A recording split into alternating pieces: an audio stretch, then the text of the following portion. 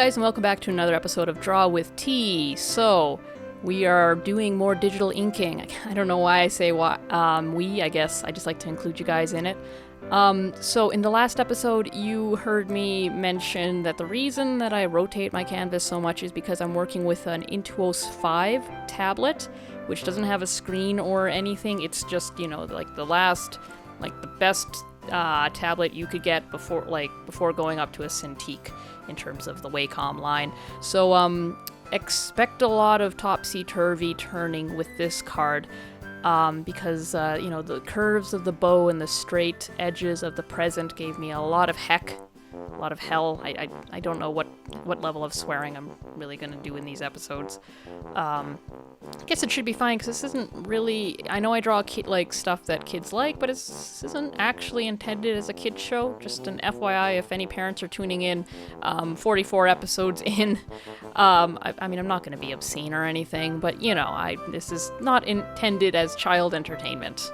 Yeah, that was a weird tangent. Sorry about that, guys. So yeah, expect a lot of topsy-turvy turning. Let me know if it is absolutely atrocious or if you guys can put up with it.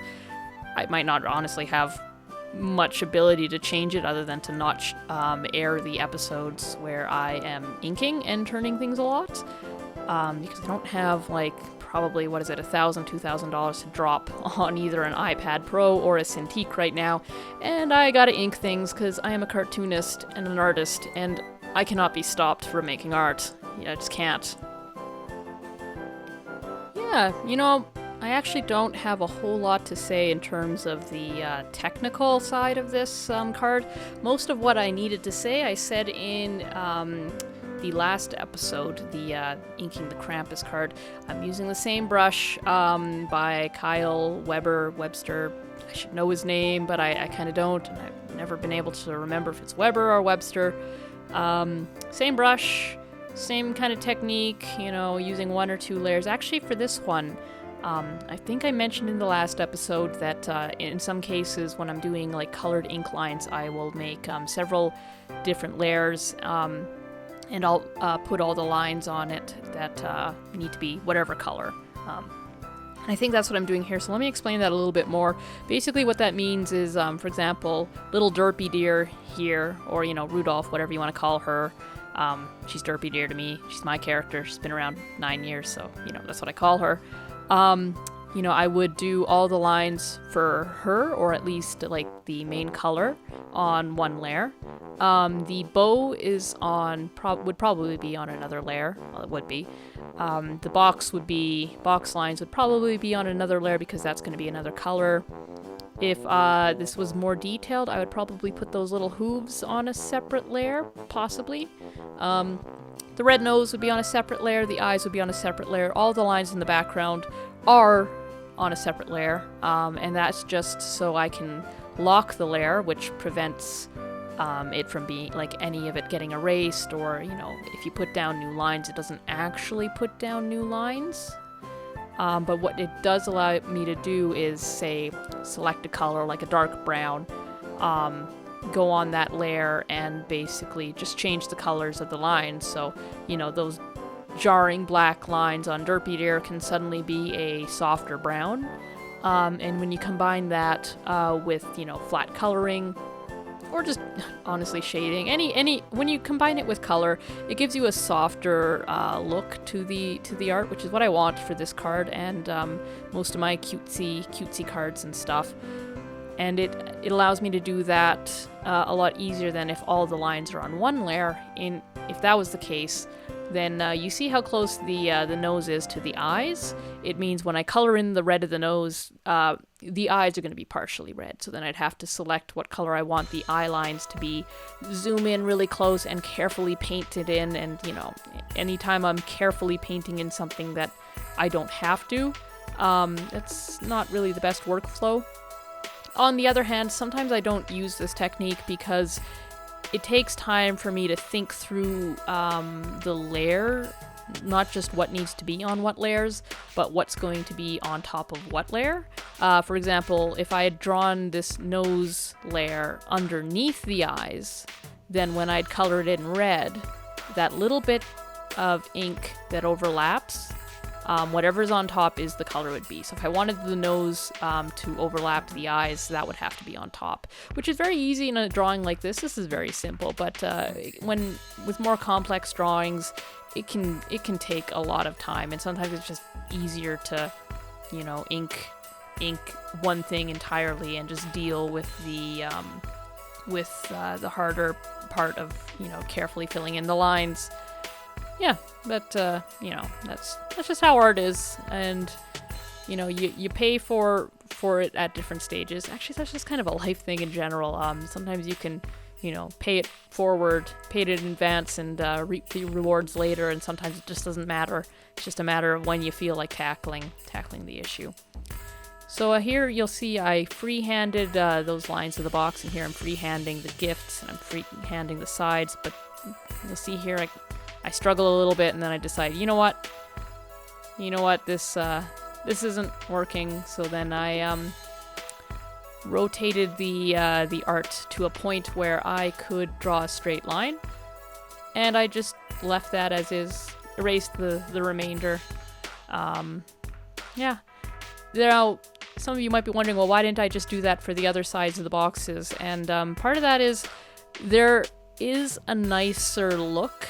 In some cases, it looks nicer if you hand draw lines, even if they're straight. Like, obviously they wouldn't be straight in that case, but that little bit of imperfection can add charm to it. And for something like this, where the character is charming and everything here is hand-drawn, often that hand-drawn, imperfect, it's a box, but it's not a straight box, if that makes sense. Just that line, the fact it's hand-drawn and imperfect adds a playfulness to it.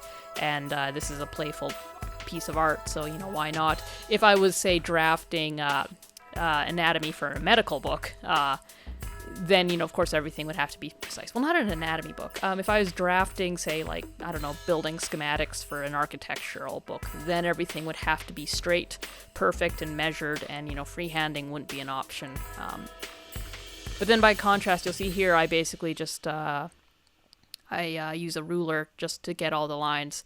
And, yeah, you know what? With art, sometimes things contradict each other. Because this was like a little doodle on the back, and it's mainly just the box. Well, no, here, I forgot I did this. Yeah, no, I actually thought about that. And I'm like, well, I don't know about the style. So I decided to do my vertical lines by hand again. And I don't remember if I did the horizontals. No, with the horizontals I did use the ruler. And I think there I used the ruler too. Again, I just wanted that slightly playful look, that slight bevel to the edges of the gifts and the ribbons that, just makes it look human. Makes it look like it was made by a human and not made by a computer. And hopefully that made sense to some of you. Hopefully that wasn't like a, well, duh. I know that was something I kind of learned when I went to art college. It was like, you mean you can make choices like that between a ruler and not? Geez, I would have just always used a ruler, or I would have always freehanded it or something like that. But yeah, those are some subtle ways of making a style. And actually, you know what? We should in one of my next episodes, I should rant about how everybody seems to be getting upset that they don't have a consistent style. I'll give you the cliff notes of it. It doesn't matter. It doesn't matter. Just draw. Your style will develop. Everything you do is affected by your style. And even if you have varied styles, why is that a bad thing? I mean, I can do cutesy cards and also a very, badass style Krampus, and I actually consider those to be the same style because they're both cartoons. I would consider a different style to be like 16th century oil paintings. That would be very different from what I do. But it's, I guess, I understand wanting consistency. Consistency of character is something I, had to work hard for. And I even now think it can always get better. Always can get better. But yeah, I'll save that full rant maybe for some other time. But, if you're struggling with the whole style thing, just take a deep breath. It doesn't matter. Just keep drawing. Draw more. If it's consistency you're worried about, I can also talk about that in a later episode, kind of ways of dealing with that. Basically, it's a combination of just drawing that thing over and over again, but also leaving in construction lines in some of your successful art so you know how to reconstruct that figure. But yeah, actually what I'm drawing right now is the inside of the card, so I think this is a really cute little inside. Like, I like to tell a little story with my cards, if you can tell. Some of them have it more than others. I'd consider this one to have more of a story than the others, because it feels a little out of order. I feel like this would be, you'd probably see the back first, and then this, Derpydeer peeking out, and then she'd spring out in full. But maybe it's the reverse. Maybe she sprang out, and now she's like, coyly just, going back in, winking, and then is, gonna duck down. I don't know. You can read it however you want. It's a little tiny reindeer in a present, and her little horns have like stuck out of the top. So I mean, this isn't like the lore of the Elder Scrolls series. I don't know if any of you would understand that reference at all. But yeah, so we're basically done here.